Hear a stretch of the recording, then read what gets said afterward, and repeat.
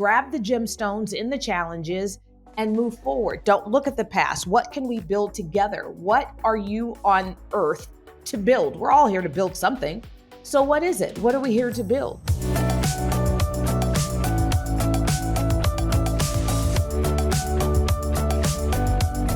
Welcome to How Leaders Lead. I'm David Novak, and every week I have conversations with the very best leaders in the world to help you become the best leader you can be. My guest today is Fawn Weaver, the founder and CEO of isNearest Premium Whiskey, which has been the most awarded whiskey in the world for 6 years running. It's named after a former enslaved man named Nearest Green, who taught Jack Daniel everything he knew about distilling whiskey. Nearest's contributions had been lost to history, but by sheer force of will, Fawn helped uncover his story and bring it to life, all while building an incredible brand that's valued at over $1 billion. In today's conversation, you're going to learn how she did it, including some excellent insights into the world of PR and branding. And you're going to love her passion, her faith, and her relentless ability to learn from the past while always moving forward. One quick content note before we get started. In this episode, Fawn talks about how she flirted with suicide twice at age 20. So I just want you to be aware of that. She talked about how she learned from it and used it as fuel to live a fulfilling life. So here's my conversation with my good friend and soon to be yours, Fawn Weaver.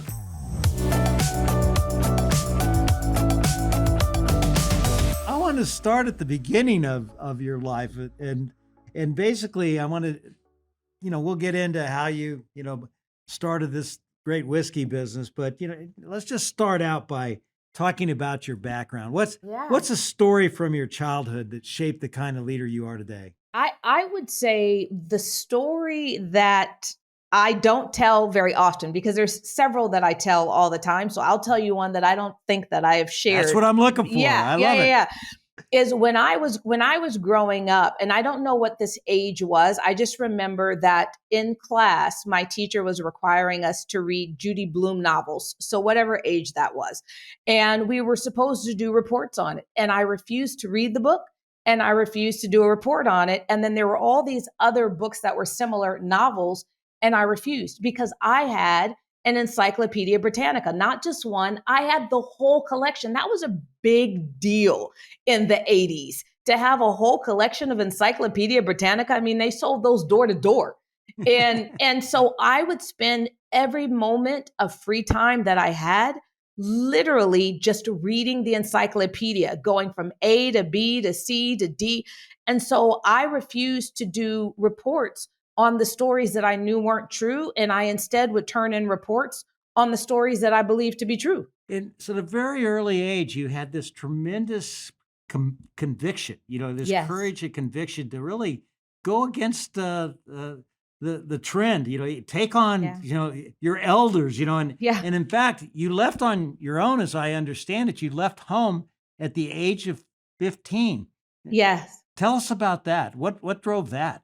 Well, I grew up in a really religious household, and religion is a very interesting thing, because when it's wielded as, I don't want to call it a sword, but when it's used to control and to tell you, you must do this, you must do this, you must do this, but you don't have an explanation. I am the child who was reading Encyclopedia Britannica, which meant that my parents would say, do this, and they would give me a reason for it. And I'd go, I don't know that that's true. and I wanted the why behind everything, which serves me well now as a leader, because I live my life by the why. But at that time as a child, for a parent is not interested in having to explain why about everything to their child. They want to be able to just say, do this, and you do it. And I think they call it gentle parenting now, right? Where they actually take the time to explain. I can tell you that wasn't happening when I was growing up. And so my parents at the age of 15, they really had it up to here. I had a new baby sister, and they wanted this child to be able to be raised without what they considered negative influence, which was me. And so they said, listen, you either can listen to what we say and follow our rules, or you can leave. This is our house. We pay for everything that's in this house. And if you want to stay here, you have to follow our rules. So they essentially gave me a shape up or ship out. And I don't even think I was at the house more than a couple more hours. And I left. Wow. And so you ship out, and where did you go? And what'd you learn about leadership from where you went? I went to the projects, and I went to a project called Jordan Downs. It's in Watts. And that was home of the Grape Street Crips. Across the way was home of Nickerson Gardens, and it was the Bounty Hunter Bloods. And the reason why that matters is this was during the bloodiest war between Bloods and Crips in Los Angeles history. I am living in one of those projects, and I'm dating a guy in the other project, and going between the two with no fear. And I still to this day don't understand why I did not have fear, but there was something about me that felt very safe. What skills did you pick up in the hood? Oh, if you ever negotiate against me, you'll see them come out. That's not happening. It's not happening. Rule number one, never set the price. Never set the price. When someone comes to you and they want to do a deal and they say, tell me what you want from this. No, you tell me what you want and I will respond to that. First person to put an offer in loses every time. So that I learned in the hood. and then, you break out and you actually start your own PR firm when you're 18 years old. Now, how did that happen? But we skipped a couple things that I think is really important, which is I lived in the hood, but I also then moved into a homeless shelter. After a while, there was a situation that happened where I was living where I felt not welcome. And so I moved into a homeless shelter. And by the time I was 18, I was living in my third homeless shelter. And I learned so much through that period of time. But on the other side of that, I began interning for a woman in Los Angeles in PR. And I, to this day, can't remember how I even met her. But whatever I said clearly impressed her. And one of the things she was having, I heard her talking to other people. I wasn't really brought into it. I was in more of secretarial type of thing. And I heard them talking about these two clients that no matter what they did, they weren't able to get them press. And I looked at how they were doing it, sending out press releases, doing a pitch. And I thought, well, if I'm the press, why would I respond to that? My job is not to sell your product. My job isn't to promote your product. My job is to get more viewers, more readers, more listeners. And so I began to approach it differently. And so I had a pitch for the owner of that PR firm because it was very clear she was going to lose these clients. And so my pitch was, instead of sending out a press release and trying to pitch the press, how about we take the product to where we already know the press is going to be? Let's take the product into green rooms where the press will already be there and they will be filming celebrities. They'll be doing interviews of celebrities. If we have these products behind them, then when they take the photos, now people are looking at this and going, well, what's that behind that celebrity? And we now, all these years later, we call it product integration. But in the early 90s, that didn't really have a name. You would see it on TV, Marlboro, right? Marlboro and the cigarettes and all the rest of that. They did a lot of product placement, but in terms of doing it just out in the world for the purposes of it being captured for the press, that was a pretty novel idea. So much so that although the woman I was interning with was one of the top PR agency owners in California, she didn't get it. She literally had no idea what I was talking about, but she said, I'm going to lose the clients anyway. So pitch it to them. And if they like it, execute it. And that's what I did. And it worked. And the clients loved it. And then they said, hey, We would, if you want to start an agency, we'll go with you. You know, was Yeah. that hard? Was that hard for you to break off from the person that gave you the break? It wasn't because I was young and not loyal. I was 18 years old and I'm looking at two clients offering me $5,000 a month. And I had just been homeless. That was an absolute no brainer to me. Now, if I went back now, the person I am now, would I have done that? Absolutely not. But at 18 years old and coming on the other side of being homeless, I can't say I was standing on moral high ground. I can tell you that. And $10,000 a month, 1994, it's a lot of money. It's a lot of money. You know, so I totally get it. So you moved out of the PR business, and you know why? You were off to such a great start. Well, because I didn't know how to run a business. I'm young. I then go out and hire people. I assume, well, it was so easy to get these two clients. And in my own head, I multiply and I said, well, surely I can get 8 more. So as long as I have the staffing to be able to do that. And so I staffed up so heavy and learned a very expensive lesson early on, which is as much as I had to staff up, I then had to staff down. And so I started off with it being one person and I ended up with it being one person. But the beautiful thing about it is I then learned how to do everything myself. So today we launched what's off to be a pretty huge product for our company, probably will end up being the biggest launch we've ever had. And from the conception of the idea of the commercial to the shoot to the putting out on social media this morning to the concept, we joked that from me coming up with the idea to bringing everyone in to execute the idea to editing the idea, doing all of that, it took me longer to figure out how to put on fake lashes because I couldn't get my makeup artist out here in time. Then it took me to go from idea to conception and then creating something that the press would pick up. And it has worked brilliantly. But again, I think it comes from when you staff down to one person and now you're having to do all of it, that stays with you even years down the road. When you have a full team, you still can go from concept to execution very quickly. And you've got this great sense of urgency, but you're enormously creative. You know, how did you develop that skill? Are we just born with it? You know, I don't know. I think that I'm incredibly purpose driven. So one of the pieces of my backstory that I am always very open about is at the age of 20, when everything seemed to be crashing down and coming to an end, instead of in my head as a kid thinking, well, I just bring my company down to one, it just felt like a failure.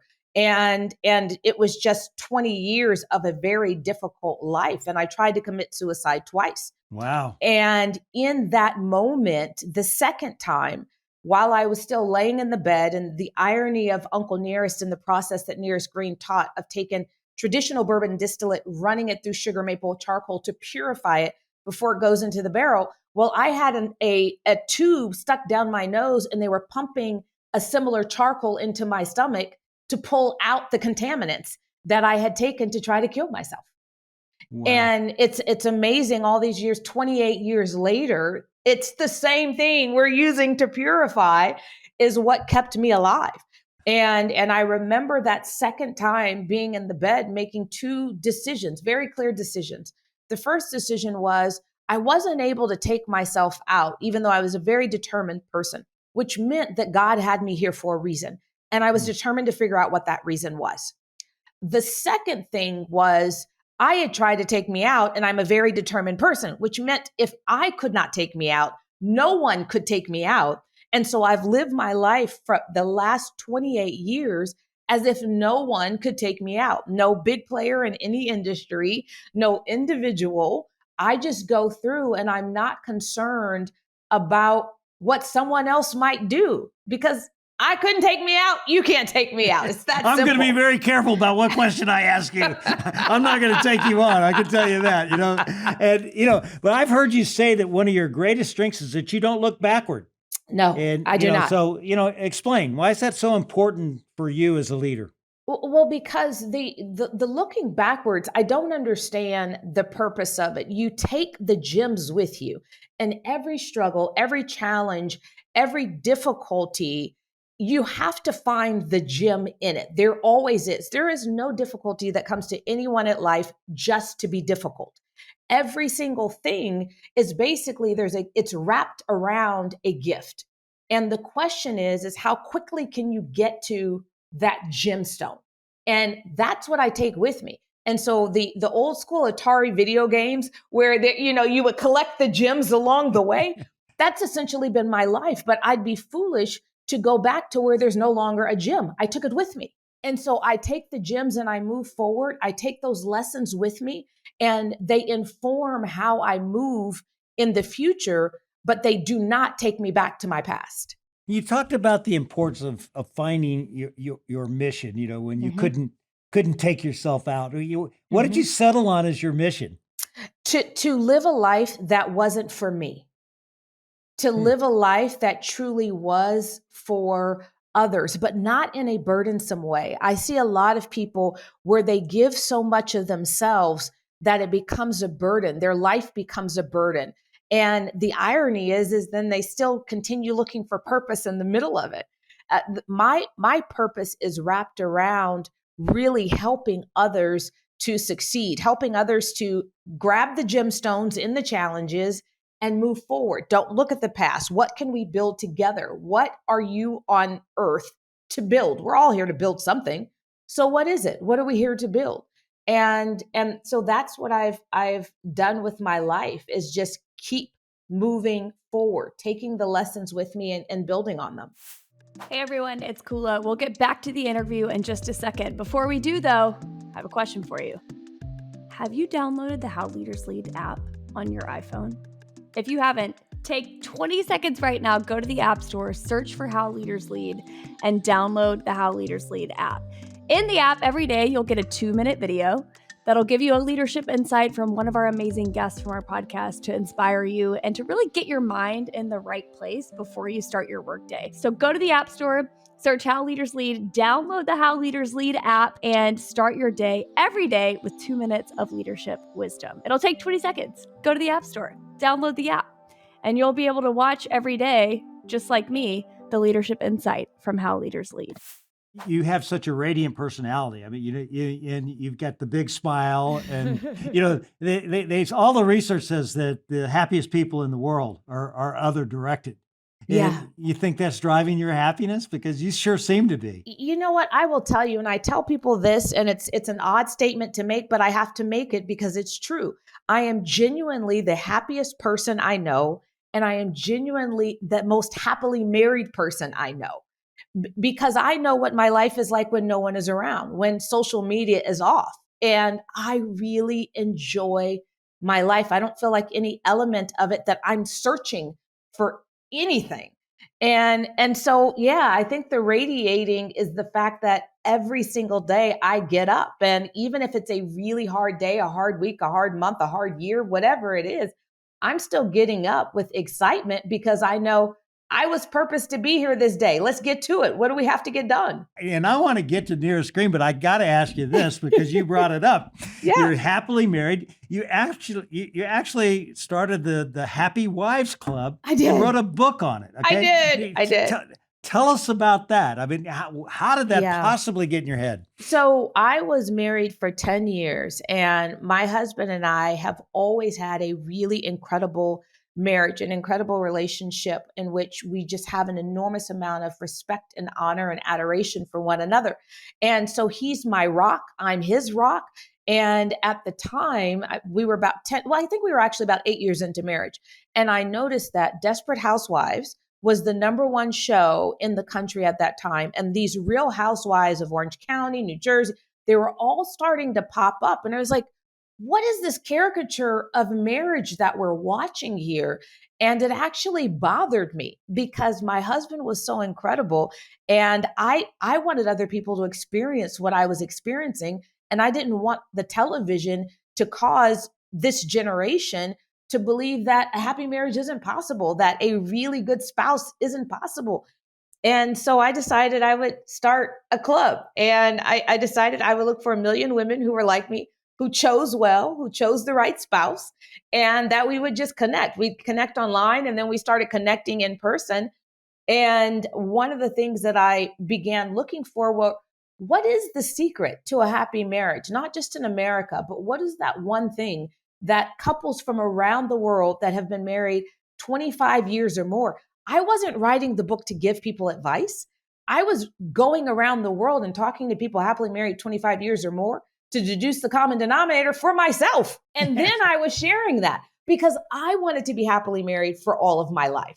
Okay, and the answer is, give me that common denominator. The crazy part is there ended up being 12. No matter where I was in the world, New Zealand, India, Philippines, it didn't matter. But the number one thing, was mutual respect.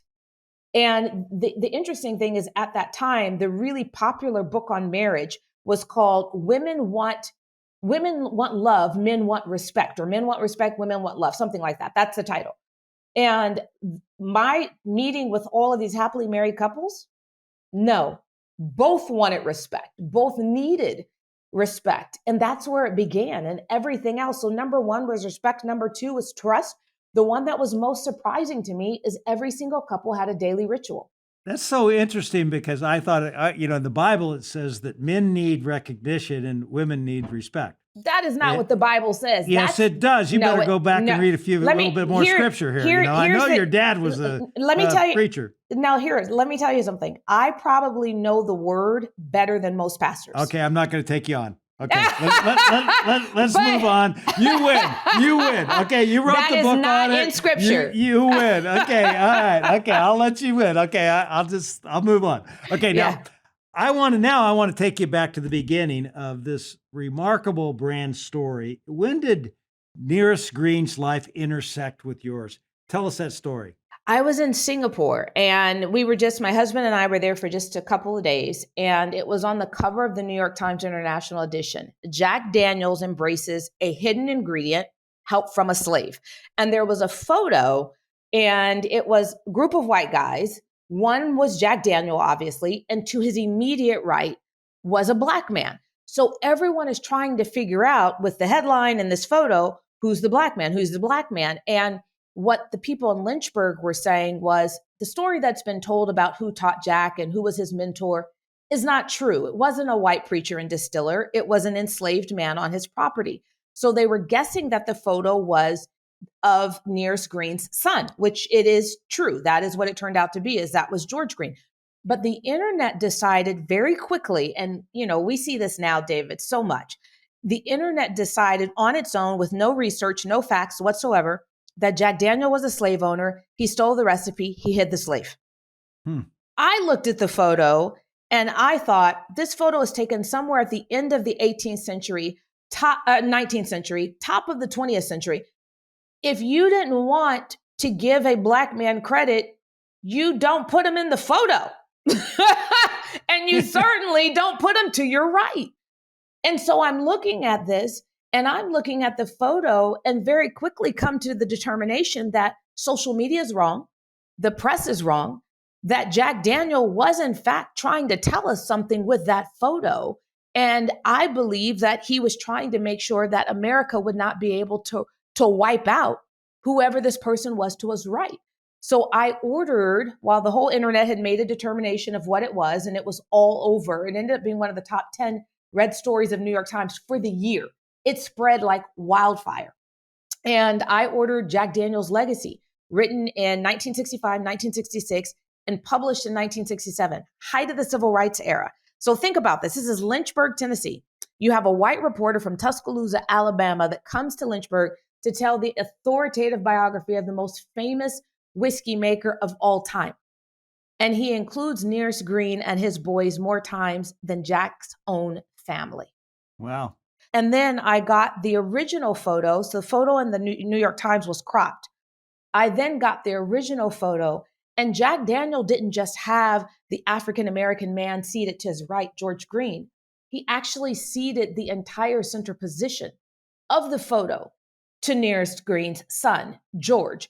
And in addition to that, if you look at the photo closely, everyone else is seated.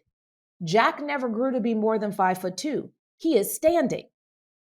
But what George Green and his nephew Lim in front of him, what they're covering on his behalf is the fact that he has no right leg. His leg has been amputated, so he's actually leaning on a cane, and they're covering that infirmity. the amount of trust you must have in the man you put to the right of you to do that is enormous. That's the story I wanted to know about. So tell us about Nearest Green. So he isn't in the picture. Who is Nearest Green? Nearest Green is the first known African-American master distiller. He is now who we know to be Jack Daniel's teacher, his mentor, and Jack Daniel Distillery number 7 did in fact exist. It is where old number 7 comes from. And Distillery number 7 was where Nearest Green was the master distiller. He's the only known master distiller for Distillery number 7. And he made the whiskey for Jack Daniel. So it's so interesting. You see this article, you do all this research, and as leaders, we've got to discern which ideas are worth pursuing. So you're getting more and more intrigued by this. How'd you know this was the one to lean into? And what advice would you give leaders on how to figure out what to lean into and spend your time in and really go after it like you ultimately did? Everything was available. And by that, I mean literally everything. The online real estate, which is very difficult to get now, that's the URLs, the social media handles, they were available. The trademarks were all available. The 313-acre property where Jack Daniel Distillery number 7, where Jack grew up, where Nearest Green lived and his family lived and they worked, it was for sale. There are certain things that come into play where you have to look at it and go, okay, this is just meant to be.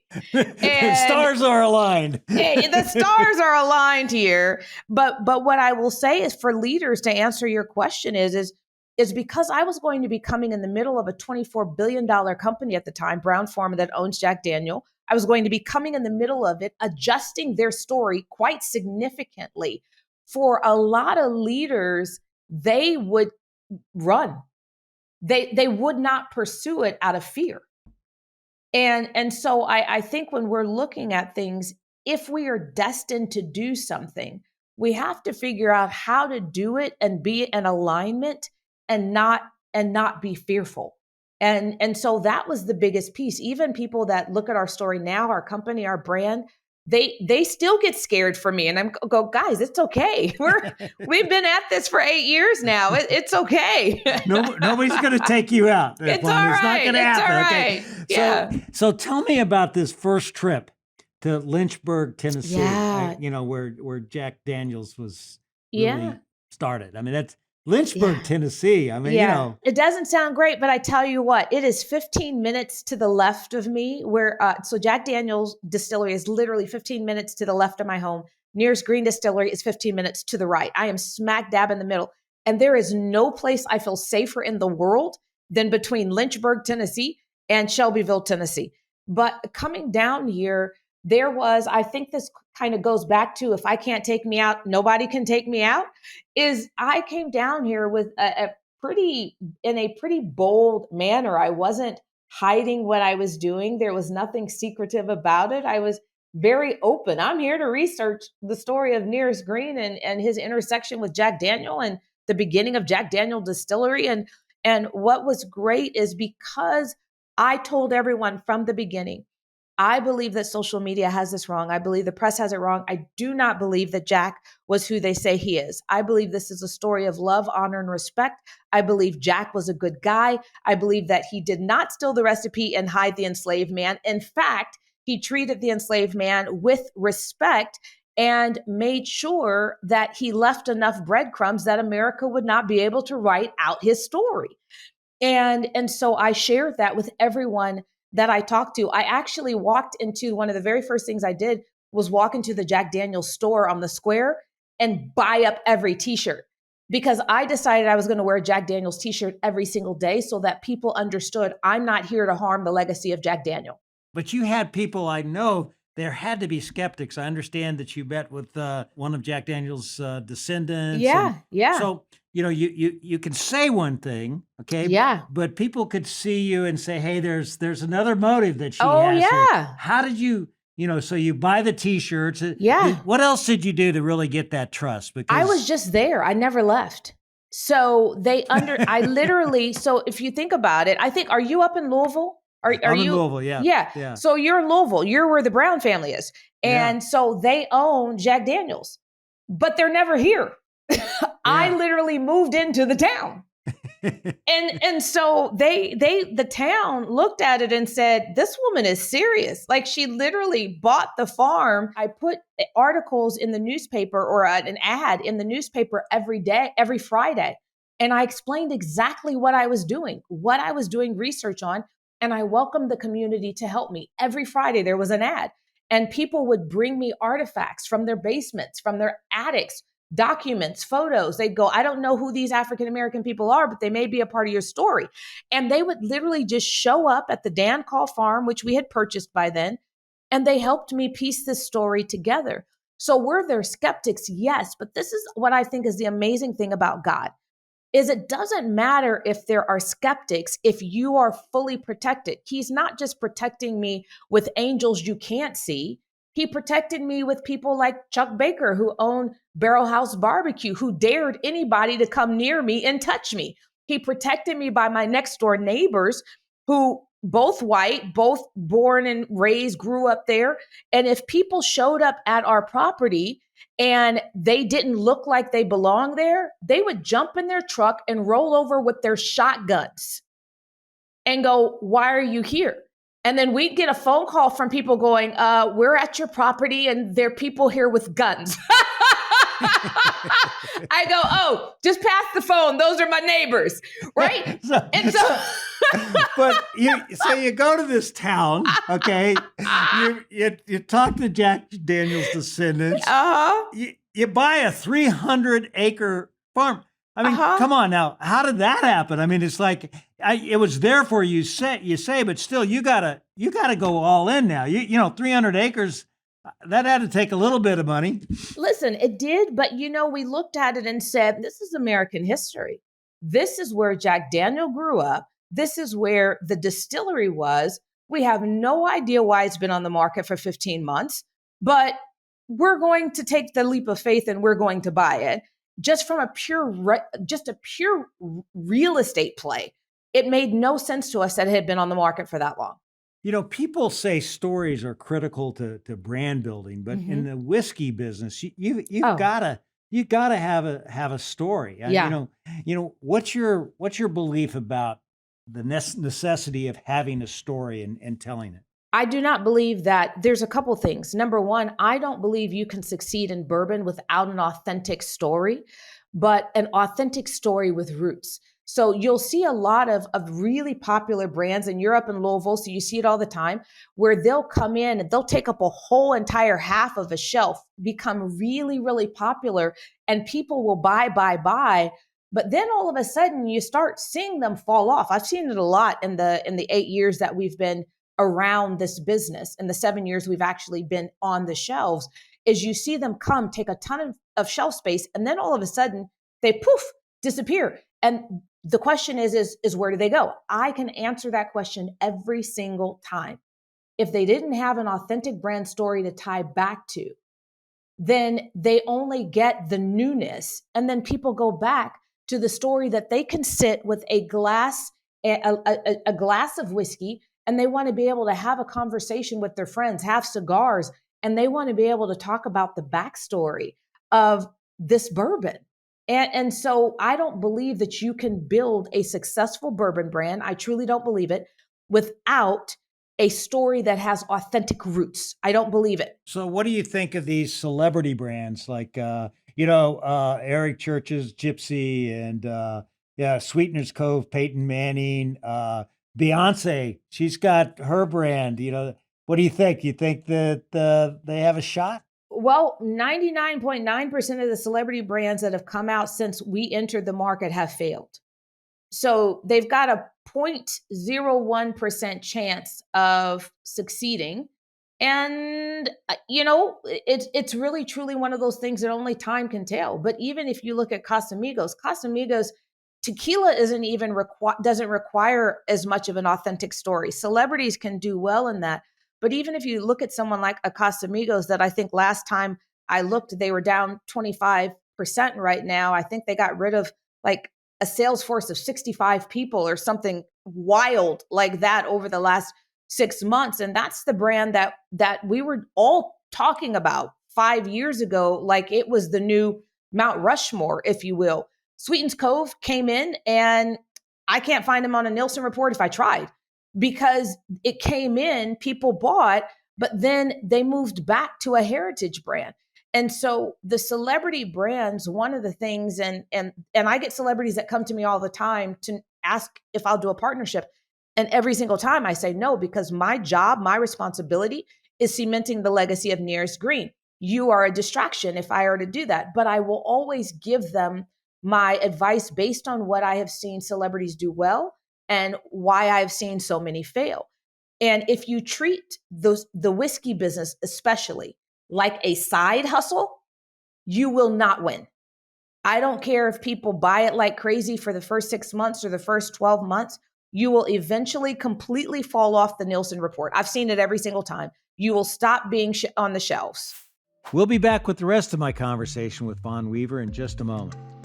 Talking to Fawn, it's clear if you want to build a great brand, you've got to tell a compelling story. And storytelling is a big part of the way that Ben Weprin leads too. It's how he crafted the vision for his Graduate Hotels brand, which Hilton acquired earlier this year for over $200 billion. We're building something that's in the future. You have to be able to believe my story, or you're not going to invest in that being part of that journey. And, hopefully people connect it, and some people won't. A lot of people think I'm out of my mind, or they think that, this product, this looks like a living room. And I'm like, well, that's great, because what we're doing is not for everybody. All of those obstacles or opportunities and workflows, that's okay. We want to build something that's differentiated, and to be differentiated is actually very difficult. One, it's hard to bring it to life, and then two, it's not for everyone. That's okay, because the people that like it will really resonate with us. And those people, the lifetime value of that customer, the brand ambassadorship, them taking ownership and sharing it with people, that's the most valuable salespeople there are for us in the world. That's exactly what we're looking for. We're not for everybody, but for our people, they're going to say, these people get me, they understand me, I'm going to take that journey with them because I believe in the story. Go back and listen to my entire conversation with Ben, episode 143, here on How Leaders Lead. You've had this massive determination. Nothing is going to stop you. You got to take on 5 major companies to really get distribution. What kind of leadership did it take, you being this tiny little brand, starting out with nothing, you're taking on all these giants. Tell me about the leadership challenge you had just to get distribution and just get on the shelf. Yeah, well, I had to, it was very interesting, because coming into it, you have these 5 spirit conglomerates. And if you add Tito's in there, 6, but we'll take him out just because he's vodka and he's got just vodka flavored vodka. He's got 1 bottle. But he could buy most of these other guys at this point. But let's just take the big 5 guys, right? Those big 5 that all have bourbon in their portfolio, they all are who pay for the distributors. They keep the lights on. They pay their bonuses. So coming into this industry, I kept hearing that, from people of color and from women and independents, that they can't get the distributor to work. They can't get the distributor to work. So I began diving into it and very quickly realized, well, if 90%, and this is actually the number, I know it's the number of at least 2 of the big 3. I don't know about Southerns, but 2 of the big 3. If 90% of your revenue is coming from only 10% of your brands, well, those 10% better get 90% of your attention. And so they have these thousands and thousands of little brands that they can't give their attention to, not because they're jerks, not because they don't want to, not because I believe the system is broken. I don't. It's because they literally can't do it and stay in business. And so I came into it and said, listen, I'm not going to complain about the distributors. I am not going to push back or fight the distributors. What I'm going to do is figure out how to succeed in the model that is currently set up. And so I told my leadership team at the time, and continued for the first 5.5 years of this company, if we don't hit our goals, distributors will not be the reason. That is every independent, that is their reason. That will not be our reason. We will treat them as high-priced FedEx. We will tell them we are treating them as high-priced FedEx. We will build this brand on our own, and we will build it to a place where there is a groundswell, that there is a consumer groundswell, that they will have such great pride in representing the Uncle Nearest brand that they will want to do the work. And for 5.5 years, we literally did not really ask for our distributors to do anything except drop off product. So how did you make this brand happen? I mean, you had to have a challenge just getting people to even talk to you. I mean, Oh yeah, oh absolutely. In the beginning, this will make you smile because the industry wasn't accustomed to hearing women on the other end of the line. And so you have me on the other line. Obviously, my cadence and my tone lets you know I'm not a white woman. But then the other two women who were on my ELT at that time were white women. They weren't getting their phone calls returned either. And this is for basic stuff. We needed to source liquid. We needed corks. We needed distributors. No one was calling us back.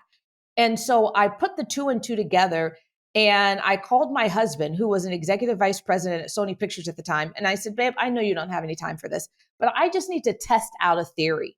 And I had Kate, who's our chief business officer, and I had Sherry, who was our head of whiskey operations at the time, send me an email with the names and numbers of everyone they had been trying to call that wasn't calling them back and a synopsis of what they needed from them. I forwarded the combined email to my husband and I asked him to make all the phone calls. And I bet it will not surprise you that every single person either picked up the phone when he called through or as soon as the secretary put him through. They don't call them secretaries anymore, but at the time, I guess they did. And by the time he got to the end of the calls, and it was always within the same day, if he didn't get through right away, by 5 p.m., he got that phone call. And at some point in the conversation, there would be, hey, do you drink beer? You want to go grab a beer? Do you golf? You want to go hit some balls? And so this Keith, to this day, he said it was so fun for him because it was Remington Steele. He was literally out there representing as the leader of this company. And I don't know why no one questioned, how is he doing this and the executive vice president of global public policy and external affairs for Sony Pictures? Someone else has to be leading this. But nope, they actually didn't. So if you look at any press interview I did for the first 2 years of this company, and mind you, I did hundreds, I was never the CEO and founder. I was the chief historian. That is what consumers in the industry could deal with at the time.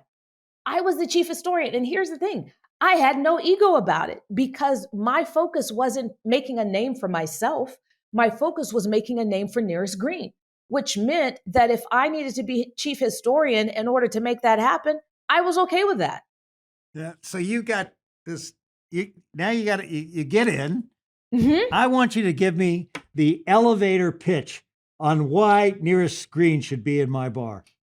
Well, everyone who I was pitching, by the way, looked like you. So let's start there. And everyone, they couldn't have been as good looking. Come on. Maybe not as good looking. There you go. They were pretty similar. The buyers, the distributors certainly all look like you as well. And my pitch was really, really simple. It was twofold. Number one, before we ever entered the industry, I realized that when you look at the wine side of the business, you would always see the way they would market was with awards and with critic numbers, right? The review points. But the bourbon industry didn't do that for some reason. And I talked to some experts in the industry and they said, oh, because we've tested it and consumers of bourbon don't care about that.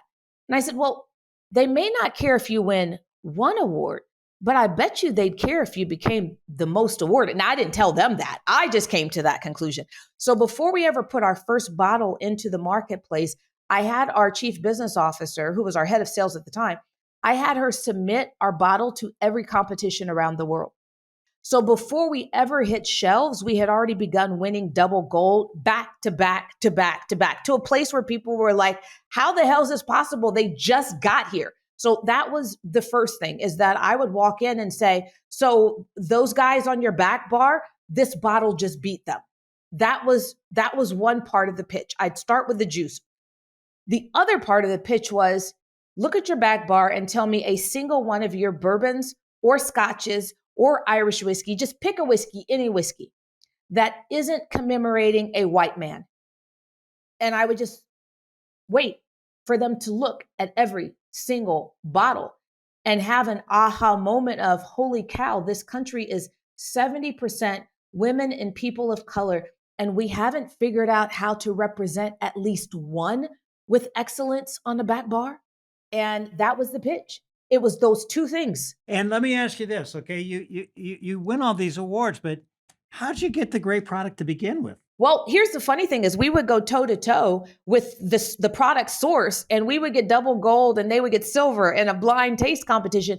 And the reason is that we blended it so brilliantly from the very beginning. The people think that a great whiskey is about the distillate. It is not. I can tell you, even in Lynchburg during the times of Jack, there were 16 distilleries in a 4-mile radius, all using variations of the exact same recipe. It's the process that you use, but it's also the blending. And we've done that extraordinarily well. Nearest Green's great-great-granddaughter, Victoria Edie Butler, our master blender, has now won Master Blender of the Year 4 times. And we are about to enter our 6th year in a row of being the most awarded bourbon in the world. You know, you have an incredible process for making decisions. You got to tell us about what you call your box me in prayer. Absolutely. It's a very simple thing. The reason why I'm able to go through doors with absolute abandon and not peeking through them, looking for who might harm me on the other side, is I pray a very simple prayer, which is, Lord, if this is your will, open the door in a manner in which no man can close, including myself. And if this is not your will, close the door in a manner that no man can open, including myself. So when I roll out a marketing campaign and I've already run it through that prayer, through that test, so I already know it's going to work. So let me ask you, okay? A lot of brands they believe in starting out very slow. Okay. Mm-hmm. You go on a regional basis and then you go to the next step and you don't get out of your geography.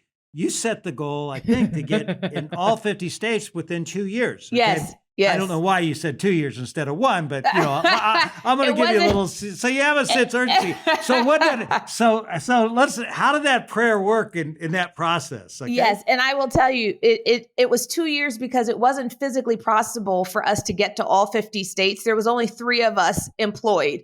And so we had to do all of the GSM, all the general sales meetings. We could not get there physically in a single year. But otherwise, I would have absolutely gone for it in that first year. We did get in less than 2 years. But again, this was a go after it, set the goal. Why not? Because if it's not meant to happen, it won't happen. But at least I didn't set the goal short. And the reason why I set that goal, it wasn't to have some type of bragging rights. The reason I set the goal is because I knew the 5 spirit conglomerates. Tito's wasn't really doing a lot of advertising at the time, so I wouldn't count him. He does now. He does a ton of it. But at the time, it was mostly Brown-Forman, Diageo, Sazerac, LVMH, those guys spending hundreds of millions of dollars a year on marketing. Well, I'm this little guy. How do I compete? It's very simple. Earned media. I go back to my roots 28 years ago. How do I build it from almost 30 years now? I had to be able to tell stories that got the press more eyeballs, more viewers, more listeners. I knew how to do it. But here's the thing. National press will not tell a regional story. The only way the national press is interested is you must be a national brand. So I didn't have the luxury of being regional if I was going to grow in this industry. I needed the press to help me. And to this day, we calculated to this day, there are at least 5 press outlets reporting on myself, Nearest Green, Uncle Nearest, or our team 5 days a week, Monday through Friday, 5 times a day, 5 days a week. Hey, you need to start up another PR agency. You might be a hell of a lot better at it now. You know? So anyway, the results have been amazing. You've had, I don't know, 9-10 quarters of triple digit growth. And now I understand it. You're in the midst of building a $50 million distillery, or that may be in process. That's built. We You've are already now, got that. Yeah, And that's a. so Those are some. how do you forecast like that? How do you have this Yeah. little brand? Yeah. You know, the whiskey business forecasting is tough. How do you get the guts to go out and spend $50 million on a distillery? And you've just said that it's so easy to just come and go. I mean, so this was the key to that is, again, distributors. There is only one place that I can sell my brand directly to the consumer, and that is at my own distillery. And it didn't make sense for me to build a small distillery because why? That would not have picked up press. The $50 million number and the build out was because it needed to be a press story. It needed to be the Walt Disney World of the whiskey business. And guess what? It worked. We are now the 7th most visited distillery in the world. Last year, we had 230,000 people here. We'll beat that this year. And when you think about it, there's tens of thousands of distilleries in the world. We're number 7. And every single person who comes through the door, I've got a 4,500 square foot space that just has Uncle Nearest merchandise. That's it. Everyone is walking out with a bottle, a t-shirt, an Uncle Nearest hat. So now I have ambassadors around the world wearing Uncle Nearest hats, wearing Uncle Nearest t-shirts. They paid me to represent me. Are you kidding me? That's but if I had this tiny distillery, why would anybody come an hour south of Nashville for a tiny distillery? Absolutely not. It had to be something that was magical. You know, your brand is spectacular. And I want to compliment you on your packaging. You know, the brand that's fantastic. The heritage that you have, the way you showcase the brand name. What process did you use as a leader to get the best in that area? Well, the interesting thing is I started off bringing in people from the outside and very quickly realized that the continuity between marketing, branding, and press strategy is me. And so it didn't make sense for me to bring people from the outside because the voice wouldn't be consistent. One of the reasons why our brand is resonating is the branding matches the marketing, matches the origin story, matches the way that we tell the story in the press. To this day, I run press strategy.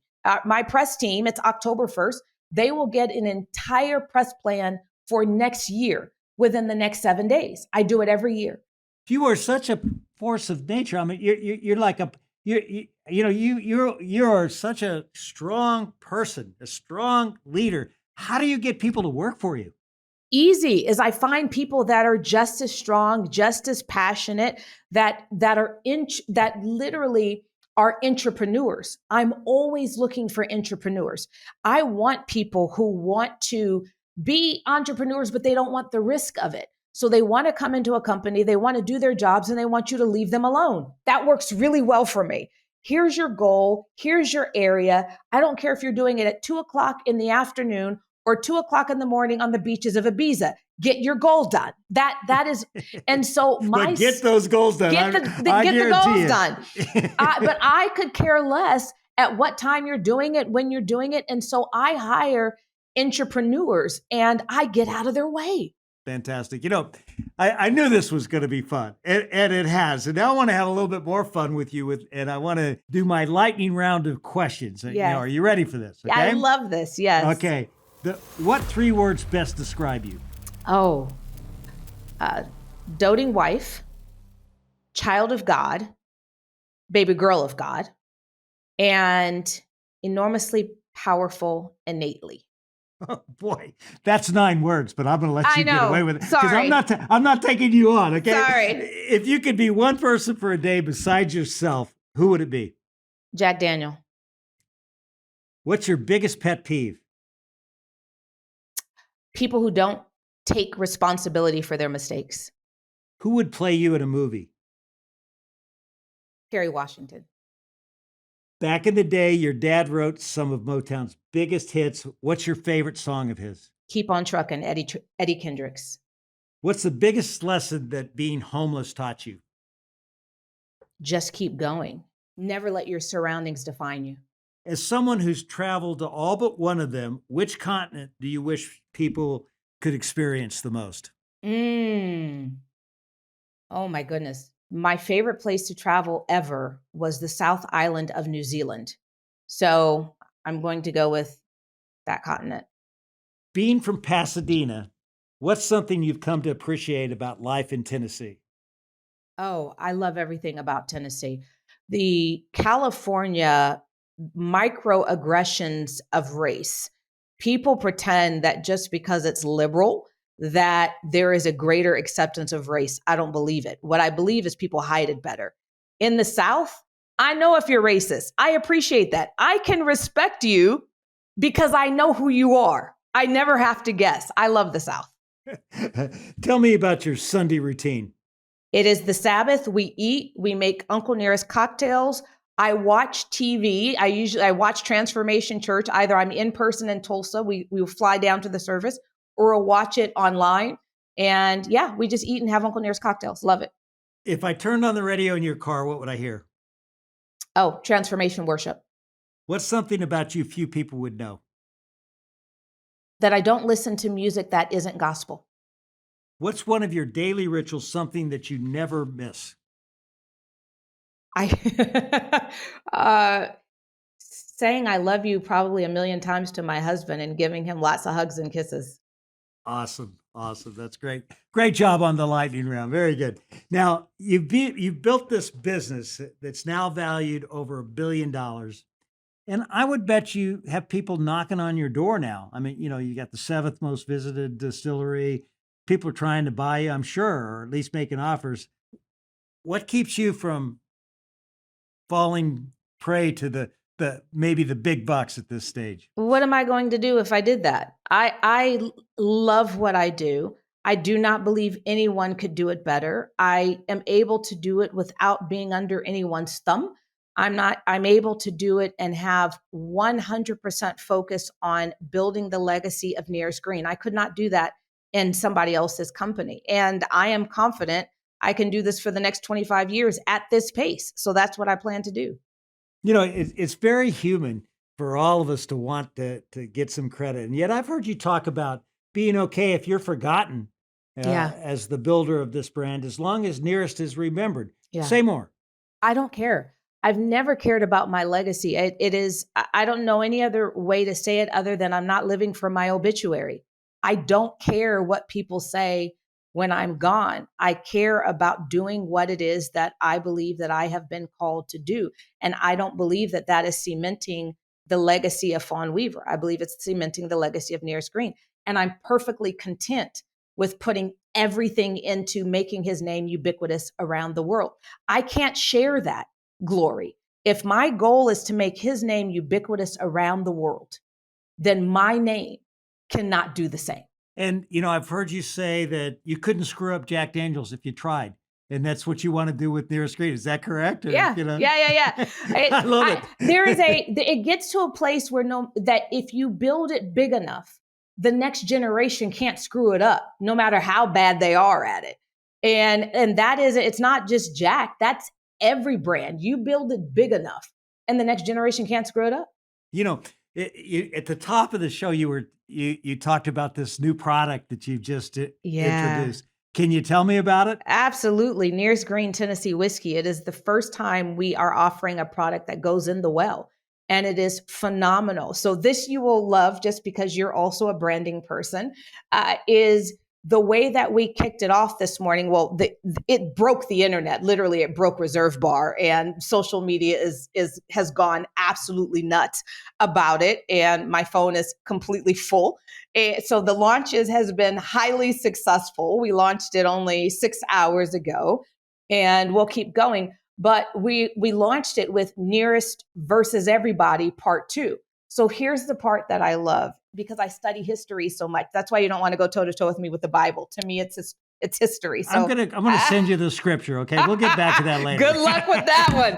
Good luck with that one. I can tell you, it's not in there. I'm gonna be reading it. I'm gonna be working my butt off to take you on. Okay? Get ChatGPT to save you some time and tell you it's not in there. But Nearest versus Everybody Part 2. When Jack was alive, he was a brilliant PR man. This is why I said a day in a life, I would love to just do him, because I have a feeling that he and I are so similar that it would almost be like living my same life all over again. He was such a PR guy, such a marketing guy. And the way that he got people to try his whiskey over others, because mind you, he was out there making Tennessee whiskey, right? Not Kentucky. He's going toe to toe advertising in the newspapers in Kentucky and saying his was the best. Well, the way he got people to try it is he would go into a bar, he put down a silver dollar, and he would challenge whoever was going to order from the bar, whatever their well was, he would challenge them to try his product instead of theirs. Well, guess what he was doing? He was saying Nears versus everybody, because that's whose juice he was selling. And so we launched this wording, Nears versus everybody part 2. And I've got a whole lot of Susan B. Anthony silver dollars and going bar to bar and challenging blind taste testing. You taste Nears Green Tennessee whiskey against whoever is in that well. I guarantee we're going to win it. The only exception, the only rule is we won't go toe to toe with Jack. We'll never do that. Nears would have never done it. We will never do it. You're incredible. Last question. What's one piece of advice you'd give to anyone who wants to be a better leader? Be you.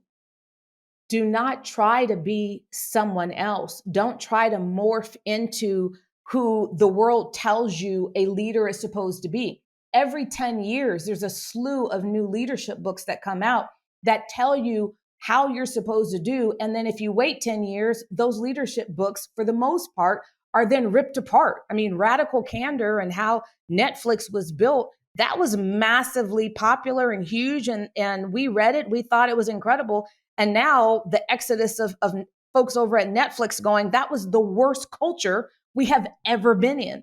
And so you really have to go with your gut. If you are a person who leads from a place of love, if you are a person who leads from a place of respect, start there. Start with your why. And that's it. Don't change it for anybody else. Don't morph into what other people say. This is what leadership looks like today. It won't look like that in a decade. So you might as well just stick to who you are. Well, Fawn, my passion, my mission is to make the world a better place by developing better leaders. And the way how I do it is to get people like you to come on this show and share your wisdom and insights. And I want to thank you so much. I told you I was excited about this. I am even more excited now because I want everybody to hear your story and have some of your great whiskey. Thank you, David. I appreciate you so much.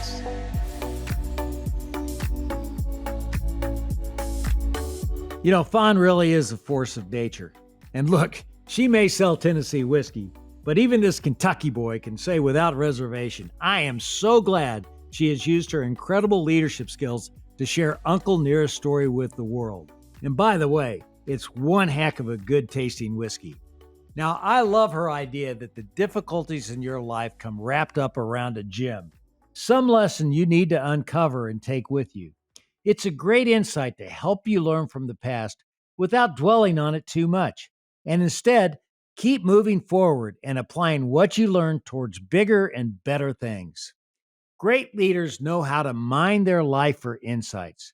So this week, reflect on what gems you've taken from the difficulties in your life. So do you want to know how leaders lead? What we learned today is that great leaders keep moving forward. Coming up next on How Leaders Lead is John Payton, CEO of Dine Brands. That's IHOP, Applebee's, and Fuzzy Taco Shops. We need to act with urgency because our competitors are putting good ideas in place, because the economy is putting some stress on our guests' wallets. And like I said, the world is changing quickly. And they got the message that we need to act with urgency. So be sure to come back again next week to hear our entire conversation. Thanks again for tuning in to another episode of How Leaders Lead, where every Thursday you get to listen in while I interview some of the very best leaders in the world.